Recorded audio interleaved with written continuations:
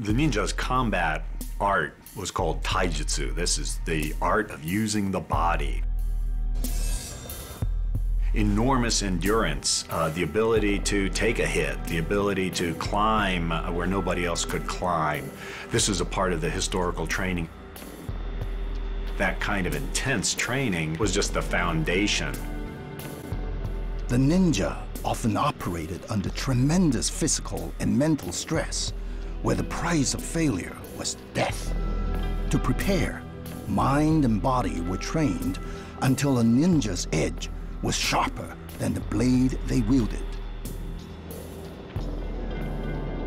In Japan, you don't ask questions, you wait to get the answers. So you get in the dojo, the first day you just learn some postures. You're like, what's this for? Well, you're already not learning if you're asking the question. In America, we want to ask questions. Well, you know, how do you do this? How do you do that? In Japan, you just train, and your teacher will give you those answers through learning. Sensei said that it takes, about 15 to 20 years to even get to that level. Perseverance to continue.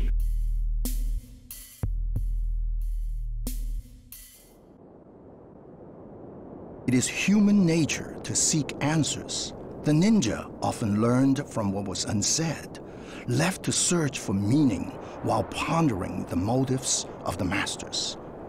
It was a difficult and vital step on the path to enlightenment.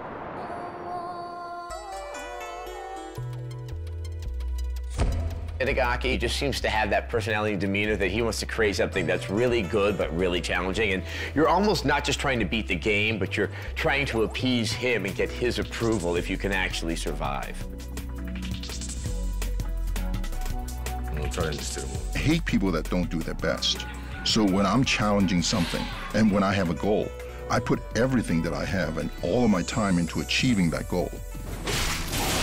With Itagaki's games and with Team Ninja's production quality, it's never so much as simple as just working your way from one level to the next. There's always more stuff going on. There's always subquests to do and secrets to find and that kind of thing. In Ninja Gaiden 2, you come to this gap in your path. A new user to the game isn't going to know that you're supposed to do the wall run to get past this gap. They're going to just kind of stand there and wonder what to do. Well, instead of just throwing up some tutorial text to say, here's how you do the wall run, they ended up having some enemies run towards them, do the wall run themselves, and then users were able to see that, defeat the enemies, do the wall run to get across that gap and keep playing the game. It's a great example of Team Ninja being able to create these engaging experiences that are teaching people how to play the game. When Ninja Gaiden, the first one, was going through certification, they actually had to fly in a guy from Team Ninja to play the game for us because nobody here could get through us. And these are, game testers, people who play games for a living, and even they were just like, dude, call Japan, we need some help. It challenges your sense of yourself as a gamer. Like, man, can I really play this game? I picked up that game pretty early on. It kicked my butt a whole lot more than games of that ilk, which I kind of like that. I kind of like a game that pushes you to your limits. I kept on playing and trying to get past it. That's usually the good indicator that even if a game is difficult, that it's still well made, is that you don't put down the controller and walk away from it. It was just me until 3 o'clock in the morning, fighting. And when you finally did get through it, you just felt like a hero. People may say that it's a masterpiece, or people may say that they had issues with it, or people may have had parts where they were frustrated by it. The key, I think, for us is that we want to make something that people are waiting for. A lot of people believe the first game was difficult in a frustrating way. One of our goals in the beginning of development was to approach it in a way that we could make the game accessible to as many gamers as possible. The fact that there's this regenerating health bar that a lot of people associate with traditional style games like shooters, where you go run into a corner and you wait for your health to come back. And that change and the way that he's implementing it is a way to allow non-hardcore gamers to get into the game and play it and not feel deeply punished. But if you set it to the most difficult setting, it's not going to interfere. It's not going to be a different Ninja Gaiden experience in terms of the difficulty if you want it to be hard.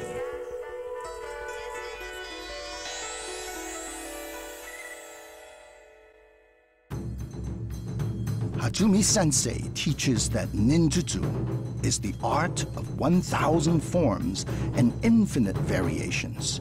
The weapons of the ninja were as diverse as they were deadly. The ninja would employ tools that fit into the community in a way that maybe they didn't even look like a weapon. We've got a number of great new weapons that are making their first appearance in Ninja Gaiden 2. The goal is to make every weapon good enough that you want to play the entire game through it. And you're going to feel like you're having a unique experience each time. We have the scythe. What this is a long, heavy, powerful weapon that Hayabusa can wield that has a very large area of effect. It has a very wide arc. This is something that is very fun to wield, and it's very satisfying in terms of just being able to cut through enemies. There are the claws. What this basically does is turn Hayabusa into a human weapon. He can run on walls, he can jump. Claws allow him to apply that to fighting. All of his martial arts and all of his athletics and acrobatics are able to be used to attack the enemy. The long bow, back in ancient times, was about 6 feet tall, which is actually taller than the people in those days. And it was a great weapon because they were everywhere, a walking staff. It didn't attract a lot of attention. The lunar staff was a weapon that has appeared in previous games. Before, it was really just a staff. In Ninja Gaiden 2, it is a staff that has iron weights on each end that are connected with chains.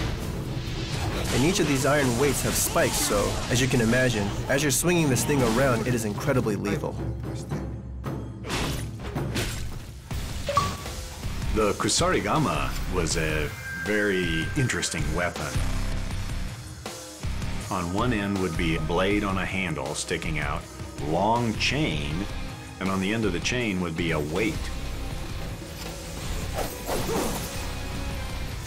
The cool thing about this weapon is you can not only do cutting attacks with the sickle portion of it, but you can also do pulverizing and smashing attacks with the iron weight that's attached on the end. And so in the heat of battle, this weight thrown at an attacker would hit, aiming at the hands, very fragile bones there, holding a sword, or the face, something that would make that attacker flinch. Could you imagine the terror that the swordsman felt? And all of a sudden, here's this hit to the face. Where did that come from? You have the tonfa. It was what the nightstick is based off. You hold them in each hand and it's swung to hit enemies. And this is really cool because it's a hitting action, not a slicing action. So when that connects with an enemy, you're gonna feel that crack.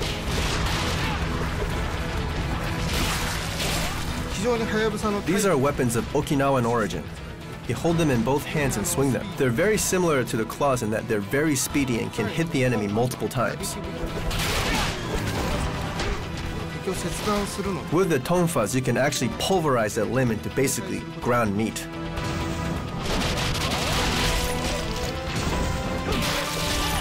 Very important to combat in ancient Japan was the Japanese sword, the katana. It was used on foot by samurai in later years. So that was the #1 weapon. And the ninja, of course, had to be very familiar, defending against that sword, but also using swords themselves. In the first game, the dragon sword was pretty much considered the default weapon and the best weapon, and if you wanted to get through the game easily, use the dragon sword. You'll notice that the dragon sword this time around is a lot more flexible. It has a lot more moves. It can really be a signature weapon for Hayabusa and is a great partner to all the obliteration techniques.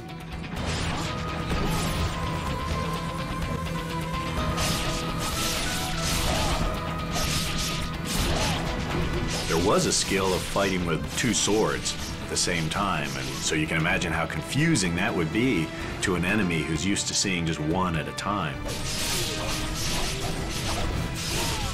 The dual katanas were present in Ninja Gaiden Sigma, but in that game they were incomplete. It didn't have a lot of moves, and there were very few things that you could do with it. This time around, though, we were obviously re-envisioning it as a completely new weapon. You have obliteration techniques, and there are so many more things that you can do with this weapon, so I certainly encourage everyone to get their hands on a new dual katanas.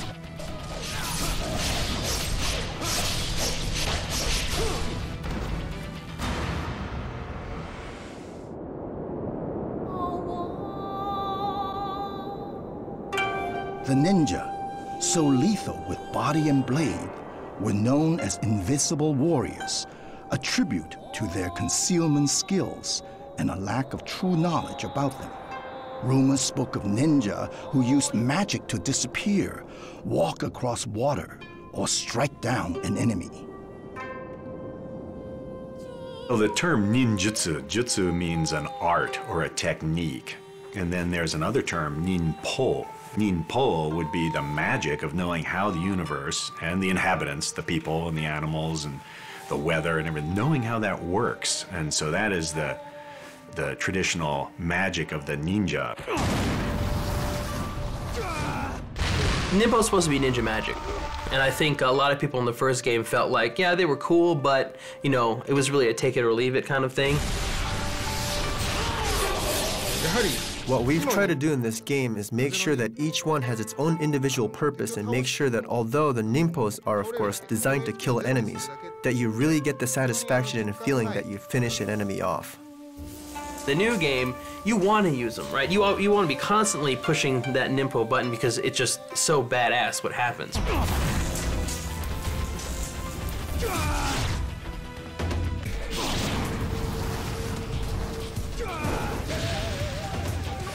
In Ninja Gaiden 2, when you use the Art of the Inferno, which is the fire ninpo, and you hit an enemy with it, that enemy will be enveloped in flames and will run screaming on fire until it finally burns to death. We have a ninpo in Ninja Gaiden 2 called the Wind Blades. Shoots out blades of wind that cuts the enemy into pieces. Itagaki-san came to me and said, the enemy should be just cut into pieces. Just cut him into shreds. And so when we were thinking about how to best achieve that, he came to me with this comic book and said, look at this. Here's one way you could do it. Itagaki-san first came to me to explain what he wanted this Wind Blades ninpo to be. I didn't really understand what he was getting at. I couldn't really conceive what he was looking for. It wasn't until we went through several versions and it became what it is right now that I finally got it and said, oh, I see. This is what he was shooting for.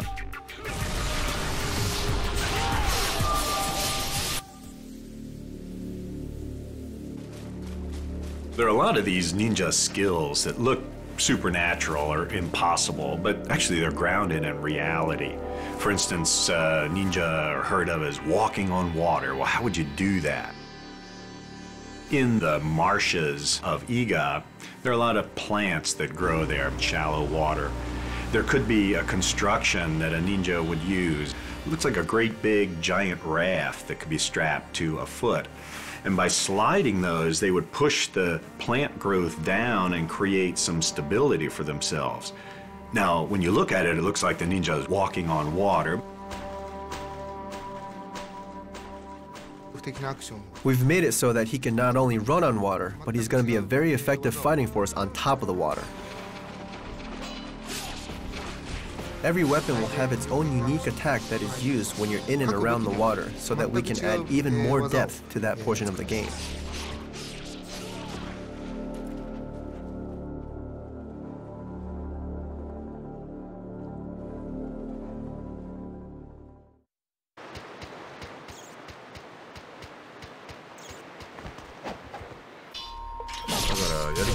Ninja Gaiden 1 was the first action game that we ever did. We knew that there was a ton of things that needed to be improved on, and that was just something we had to do.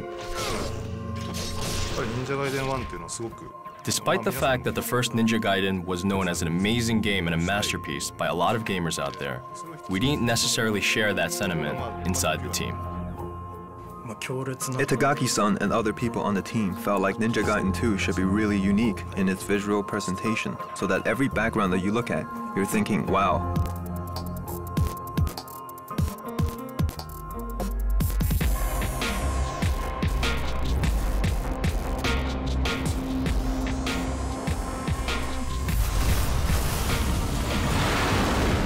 You have ninjas fighting monsters in the middle of New York. It's a mix of historical accuracy mixed with fantasy and science fiction and lots of horror elements as well.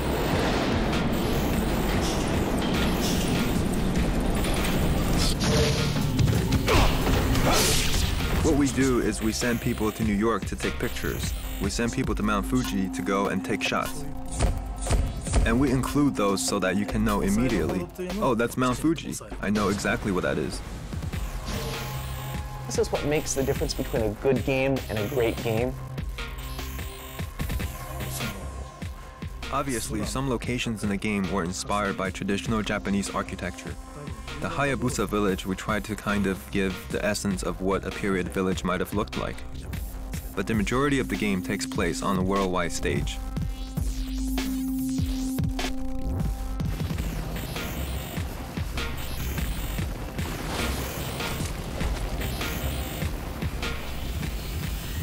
For Ninja Gaiden 2, we're trying to create something that can really be a masterpiece that will show off everything that this team is about.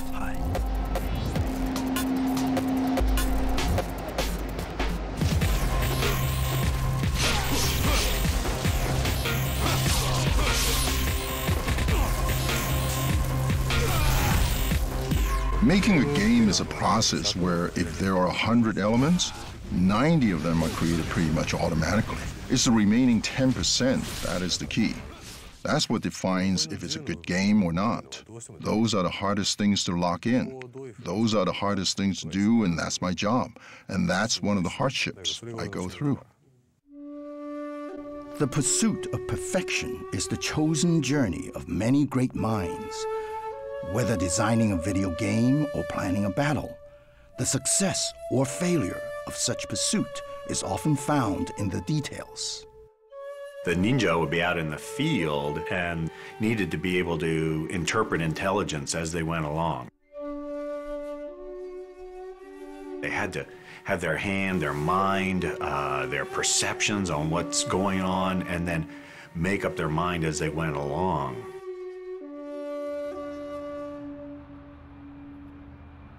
Itagaki-san likes to be aware of all facets and all parts, whether it's the game development, some of the marketing, the design, the colors. It's just such a thrill for everyone, all teams involved, when he does come to Microsoft, because it's our opportunity to meet the man, the legend.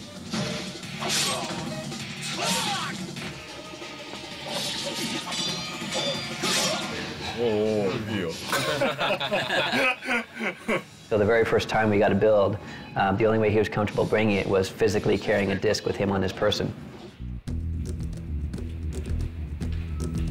I want to officially welcome you to Microsoft for today's playtest session. Today you will be playing Ninja Gaiden 2. As you play through the game, I want to let you know that there will be a developer here watching you play. As you play through the game, please do so as you normally would if you were playing it at home. What we do is we bring these folks into our playtest labs, and they sit down, they play the game, and they give us feedback about how difficult it is. It was exciting to watch Itagaki-san in our labs and to talk to him about how people were playing the game. We're able to provide him with that data about, here's how difficult your normal level is, here's how difficult Master Ninja is, here's how difficult the easy level is. We can determine early on, are users actually having fun in the game, or what elements do they struggle in the game? At first it was a little bit easy, but then they switched it to like some really difficult mode, I think, and it got really hard. It took me like at least 45 minutes to get used to it and learn some more moves, and then once I learned them, I got much better. It's difficult, but I like that, like a challenge. Challenges your imagination and how you can end up beating what you're stuck on. Eventually, when you beat it, you're happy about it and you're like, yeah, I did that. I like how it looks like it's real. The fact that it looks like real ninjas doing it and fighting each other, and it's cool to experience it. The beauty of the game and just the style of it is what will appeal to more casual gamers. But if you don't have the hardcore stamp on it, you're not gonna sell copies. I mean, and that's what they will do. A hardcore gamer, yeah, they'll end up spending half the night with a dozen donuts and I had 12 pack of soda. And in a normal game, I'll just sit there with a soda and maybe a bag of chips. It's a very good game, very challenging, which is a good quality in a game for me. I don't like games that are so easy that you just walk right through and it's done. Any action game worth its salt is gonna have smart AI and really, really tough enemies. But you're rewarded with like amazing, battles and buckets of blood. He's creating a game that's pushing his team, that's pushing the engine, that's pushing the graphics in the way that he's trying to push players. When faced with a great challenge, the ability to focus is paramount. The past and the future hold no sway.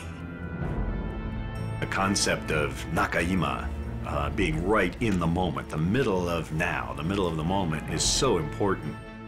The mind wants to project forward. How can I win this? Or the mind projects backward. Oh, what did I do wrong? And this is a way to defeat. What we have to do is be of that pure mind, right in the middle of this moment. If I have something that needs to be done, then I'll do it. Like if you told me to make a game based on these 3 cushions here, I'm willing to bet you that I could come up with a game designed better than anybody about how to use these 3 cushions in a game. And if I've set my sight on doing that, I'll do it. I'll be very serious and very focused about making that. Itagaki, most of the time, can back up what he says. If he was putting out crap but talking smack, he'd look foolish. But he doesn't do that. He makes great games, and I don't see Ninja Gaiden 2 being any different.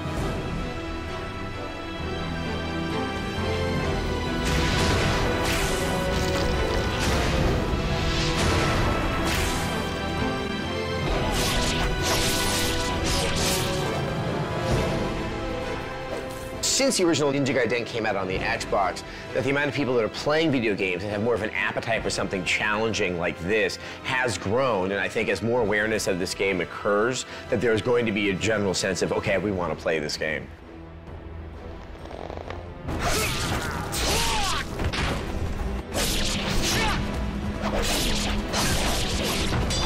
I'm most proud of the fact that this game has become that much stronger in its impact, that much more visceral. Something that just reaches out and grabs you in every aspect.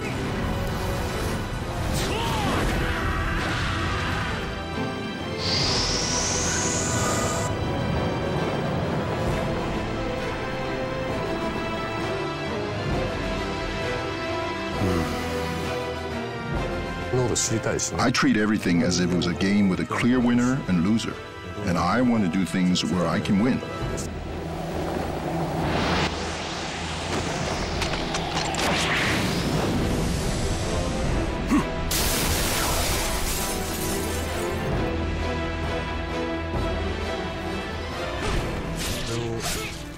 I'm confident that I can do what I've set out to do, and I know that people are going to enjoy it.